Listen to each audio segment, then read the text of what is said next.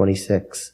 For whosoever shall be ashamed of me and my words, of him shall the Son of Man be ashamed, when he shall come in his own glory, and in his Father's glory, and of the holy angels.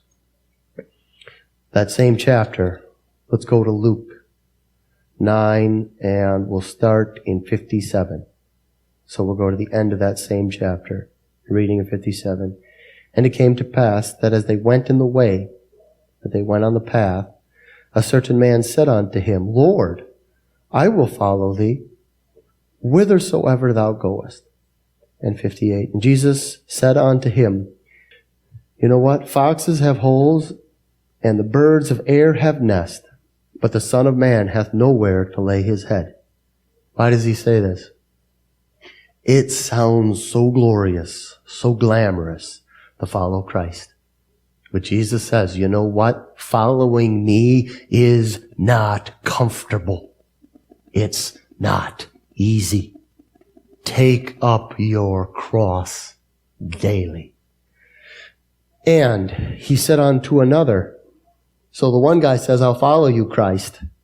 And Christ says, you don't know what you're getting into, because there's no comfort following me. At least not physically. And that was enough to discourage that guy. But then Jesus turns to another man, and this guy, Jesus tells him, hey, you follow me. And then that guy said, Lord, suffer me first to go and bury my father. Jesus said unto him, no, let the dead bury their dead, but go thou and preach the kingdom of God. Why? Because there are things that are priority in this life. And they are the things that pertain to godliness and righteousness and salvation. Things that pertain to the spiritual and not to a dead corpse. But we are so cumbered about by the cares of this world and by the things that this world values. Be somebody to bury him. You're paying your respect for those that are alive. It doesn't mean you don't respect them, because the father doesn't know it. He's dead. That man's dad did not know it. He's already dead.